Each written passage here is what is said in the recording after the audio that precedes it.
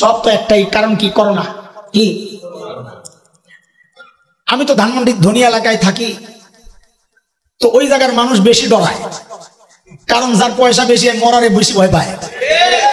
কামাইছে যেটি খাইয়া যাওয়া লাগবো না, এই জন্য বেশি ডর।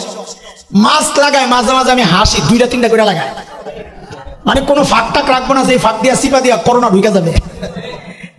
হ্যান্ড গ্লাভস, মাথায় টুপি। আবার যেই মানুষটারে সারা জিন্দেগি বুঝাইছি ভাই বউরে পর্দা করান, করাইলো না, এখন নিজে বোরকা পরে, তাও কোনটা? কাপড়ের বোরকা না প্লাস্টিকের? আরে কথা ঠিক দিক, পাগল হয়ে গেছে। আচ্ছা, এখন তো ভ্যাকসিন বেরিয়েছে, ভ্যাকসিন। আমেরিকা, রাশিয়া, চীন, ভারত ভ্যাকসিন বের করছে, বাজারজাত করতে পারতেছে না। কেন? কারণ ভ্যাকসিন খালি চেহারা পাল্টায়। এই পর্যন্ত বলে 300 বারের উপরে ভ্যাকসিন তার চেহারা, করোনা তার চেহারা পাল্টাইছে। মানে কি?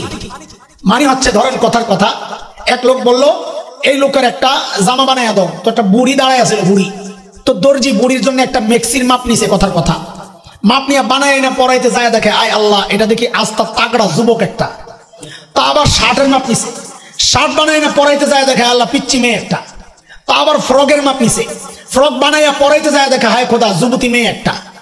ঠিক করোনা সমস্ত চিকিৎসা বিজ্ঞানীদেরকে ওইভাবে কান ধরে আল্লাহ ঘুরাইতেছে। করোনার একটা সিমটম এক রোগীর মধ্যে দেখা ওইটার উপর গবেষণা করে ভ্যাকসিন বানাইছে। আরেক রোগী বা আরেকজনকে প্রয়োগ করতে যায়, যখন টেস্ট করছে দেখে যে করোনা জাগাত নাই, চেহারা পাল্টাই দিচ্ছে। আল্লাহ ভ্যাকসিন পাঠাইছেন। কে পাঠাইছে? আল্লাহ বলে চিন্তা করিস না, আমার ভ্যাকসিন 2টা। কয়টা?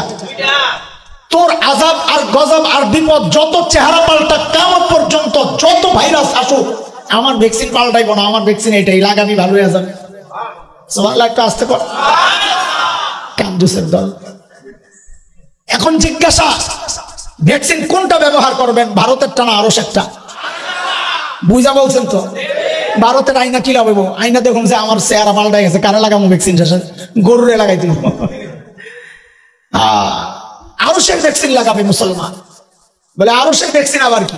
বলে তুমি কোরআনকে জিজ্ঞেস করো আরশের ভ্যাকসিন কি। তো আল্লাহ তাআলা জানায় দিয়েছেন, এই শোনো আরশের ভ্যাকসিন কি। ওমা কানা আল্লাহু লিয়ুআযযিবাহুম ওয়া আনতা ফীহিম ওমা কানা আল্লাহু মুআযযিবাহুম ওয়া হুম ইস্তাগফিরুন। আল্লাহ বলেন ভ্যাকসিন কয়টা? 2টা। জোরে 2টা। এক নাম্বার, ওমা কানা আল্লাহু মুআযযিবাহুম ওয়া আনতা ফীহিম। নবী আমার, দুনিয়ার মানুষ আপনাকে ইজ্জত না দিলে কি আসে যায়? আমি আল্লাহ আপনাকে মহব্বত করি, আপনাকে সম্মান দিয়েছি, আপনি যতদিন আছেন আমি আযাব দিব না। আমার নবীর সম্মান, ইজ্জত। আল্লাহু আকবার।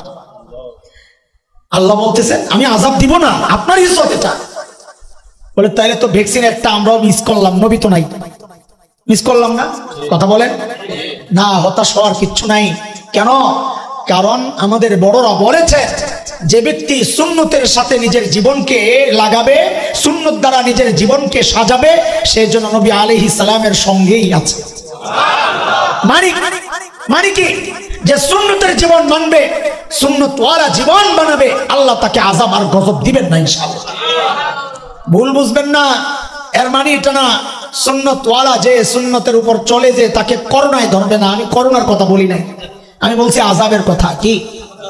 করোনা মানি যে আযাব, ব্যাপারটা এমন না। আমার এক ভাই, আমার না আমাদের এক ভাই বয়ান টয়ান করে, মাঝে মাঝে উল্টাপাল্টা বলে। তো দেখছি এক বক্তব্য দিয়ে বড় বিপদে পড়ছিল, না বুঝেই দিছে বক্তব্যটা, যে নামাজিকে করোনায় ধরবে না, যদি ধরে তো কোরআন মিথ্যা। লা হাওলা ওয়ালা, মাথায় কোন মগজ আল্লাহ দিছে, আল্লাহ কেমনে বললো এই কথা? হ্যাঁ, বুঝে নাই, মনে করছে করোনা মানি বুঝে আযাব। না, করোনা একটা বিপদ। বিপদ আসে 2 কারণে। কয় কারণে? এক বিপদ হইল আযাব। সূরা রুম আয়াত 41 আল্লাহ বলতেছেন, যাহারাল ফাসাদু ফিল বাররি ওয়াল বাহর বিমা কাসাবাত আইদিন নাস। এক বিপদ হইল আল্লাহ বলেন তোর হাতের কামাই, মানে এটা আযাব। আরেক বিপদ আল্লাহ বলেন, ওয়ালা নাবলুওয়ান্নাকুম বিশাইইম মিনাল খাউফ والجوع ونقص من الأموال والأنفس والثمرات ওয়াবাশশিরিস সাবিরিন।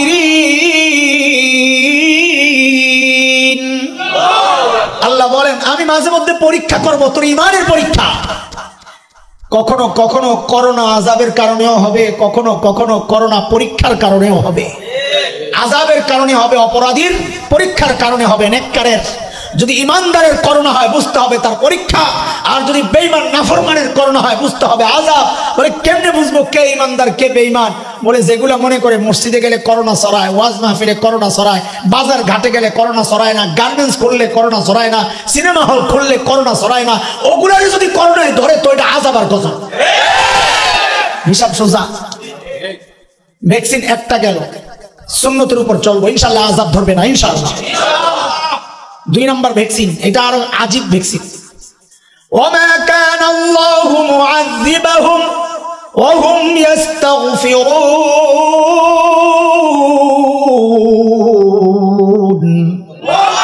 আল্লাহ বলেন এরে আমার বান্দা, যতক্ষণ পর্যন্ত তুমি ইস্তিগফারের আমল করবা, ইস্তিগফারের আমল করবা, আমি আল্লাহ তোমাকে আযাব দেব না।